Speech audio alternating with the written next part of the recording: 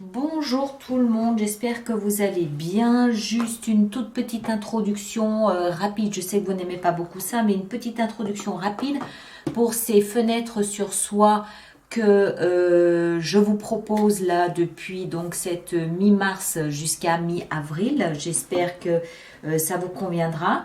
Alors, pour faire cette lecture de fenêtres sur soi, les cartes que j'ai utilisées sont le Pictorial Key Tarot, d'accord, qui est comme ça. Et puis, une fois n'est pas coutume, il y a deux oracles. Alors d'abord, j'ai trouvé intéressant l'oracle de Rumi. Je vous lirai évidemment pas la totalité parce que c'est long, hein, mais juste le petit résumé qui va avec l'oracle. Et puis un autre petit oracle que j'aime beaucoup aussi, qu'on m'a envoyé, que j'ai essayé, qui me plaît beaucoup, qui s'appelle la Quebrada. Oracle de la Quebrada, ce sont des petites cartes, vous allez voir, très très sympathiques. D'accord ? Voilà, vous allez évidemment clore votre lecture en allant voir votre signe ascendant et votre signe lunaire. Ça peut compléter la lecture. Merci à chacun d'entre vous de laisser des messages sur YouTube pour que les autres personnes du signe ascendant ou lune puissent un petit peu voir comment vous vivez cet épisode de Fenêtre sur soi. Et puis, bien évidemment, là, c'est important pour moi. Merci de partager, de liker, de vous abonner si ça n'est pas déjà fait. D'accord ? Et tous les autres, on se retrouve évidemment le 25 mars prochain pour les vidéos lecture intuitive du mois d'avril. Ok ? Portez-vous bien, passez un excellent moment et à très bientôt. Merci beaucoup. Poisson, bien le bonjour à vous et bienvenue sur ma chaîne pour votre fenêtre sur soi de cette période mi-mars 2022 à mi-avril 2022. J'espère que vous allez tous très très bien. Cette lecture vous concerne si vous avez le signe solaire en poisson, le signe ascendant ou le signe lunaire ou des placements, d'autres placements qui peuvent être intéressants et importants également. Alors, on va faire cette fenêtre sur soi comme vous en avez l'habitude, en forme de croix. Et puis, je la clôturerai avec deux oracles, comme je le dis dans l'introduction. Alors, nos amis poissons, qu'est-ce qu'on a pour vous ? Au cœur de votre lecture, c'est-à-dire au cœur de vos préoccupations, en ce moment, on a le jugement. Ah, intéressant. Le jugement... le jugement, c'est une énergie qui n'est pas facile à vivre quand on la traverse, mais qui est extrêmement positive, extrêmement porteuse, extrêmement valorisante. J'ai envie de dire valorisant. Le jugement est considéré comme la nuit noire de l'âme, est considéré comme la renaissance du phénix, le phénix qui renaît de ses cendres. C'est le jugement, c'est la réincarnation, c'est le renouvellement, c'est je reviens, je me redonne une deuxième chance, je me redonne la possibilité de faire quelque chose. J'ai appris et je reviens plus fort, plus puissant qu'avant. Mais il faut le vivre. Et c'est pas forcément tout, quand on vit par exemple une nuit noire de l'âme, c'est pas forcément facile à traverser, à vivre, mais c'est extrêmement valorisant quand on arrive au bout de ce tunnel et qu'on ressort de l'autre côté. Il y a quelque chose du destin là-dedans, il y a quelque chose de protégé, il y a quelque chose de guidé. D'accord ? Alors, dans votre tête, vous avez la 8 de denier. Vous cherchez à améliorer, vous cherchez à peaufiner, vous cherchez à vous concentrer pour devenir maître de quelque chose. Vous voulez maîtriser un sujet, vous voulez que ce soit parfait, vous voulez que ce soit bien. C'est la concentration sur un travail. Ça peut très bien être le développement personnel. Associé au jugement, on comprend que en fait, vous prenez ce passage au sérieux. Et vous travaillez sur vous essayez d'élaborer, comment est-ce que je dois dire ça ? J'ai presque envie de dire, c'est la femme qui prépare son accouchement. Vous comprenez ? Elle va travailler son corps, elle va faire des exercices, elle va se préparer à ce que le jour de la délivrance soit le plus agréable, le plus facile, le plus porteur possible. C'est un peu ça. Et ça, c'est dans votre tête. Donc, pour moi, ça veut dire que vous êtes conscient de ce qui est en train de se passer et en plus, vous êtes en train de préparer cette sortie. On continue, on va voir.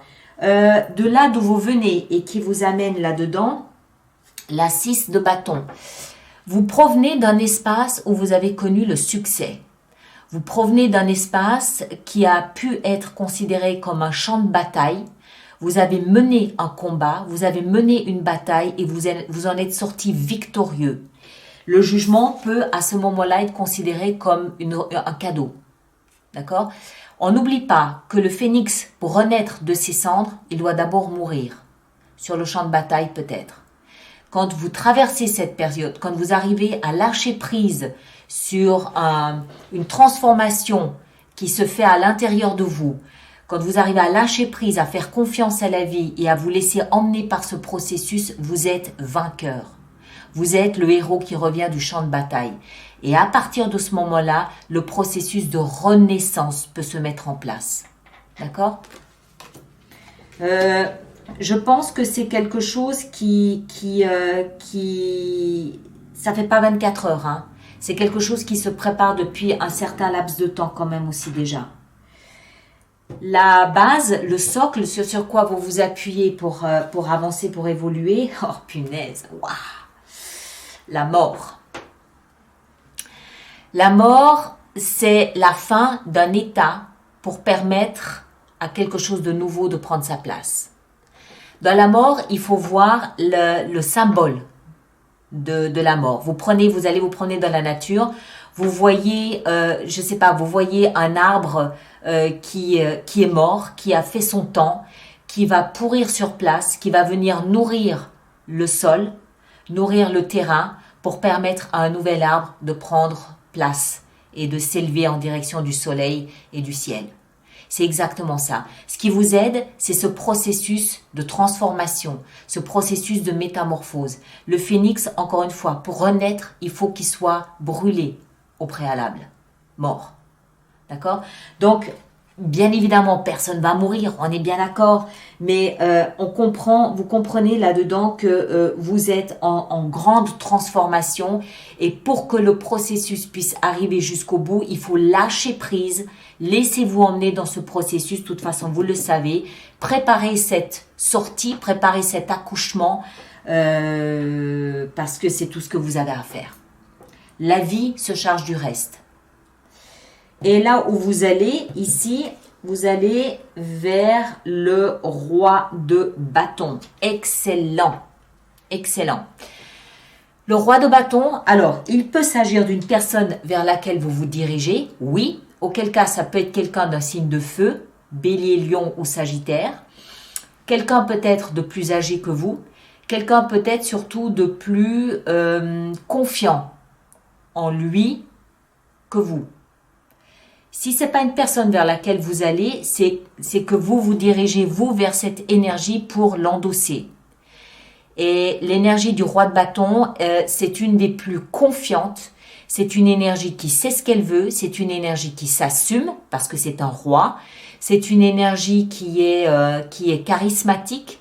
C'est une énergie qui sait fédérer, qui sait parler, qui sait convaincre, qui sait emmener sa troupe. Comment est-ce que je peux le décrire encore ? C'est une énergie passionnée, créatrice, enthousiaste, dynamique. Voilà, c'est quelque chose de très joli. D'accord ? Donc, soit c'est une personne vers laquelle vous vous dirigez, soit, encore une fois, c'est une énergie que vous allez endosser une fois que vous aurez traversé ce que vous aviez à traverser. Lorsque vous renaîtrez, comme le phénix, lorsque vous reviendrez, vous serez beaucoup plus...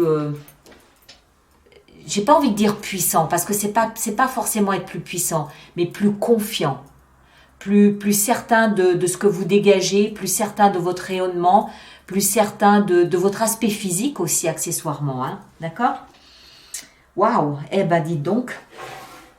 Alors, on va commencer maintenant par le petit oracle ici de Rumi. On va voir ce qu'il a à nous apprendre pour vous. Que vous soyez signe solaire, ascendant ou lune en poisson, on a l'étoile mère Arrakis. Alors, je vais vous lire ça, c'est le chiffre 23. Le chiffre 23 qui est ici quelque part, voilà, il est là. Alors, l'étoile mère Arrakis. Soit le roi atteignant son propre royaume. Celui-là. D'accord? Le roi dans son propre royaume. Je reprends. Soit le roi atteignant son propre royaume. Soit la lune atteignant son apogée. Combien de temps vas-tu encore roucouler comme un pigeon? Vide ton esprit de tous les désirs mortels, deviens la vie sans souffle, tu n'appelleras plus Dieu car tu seras plongé en lui. Waouh! Punaise.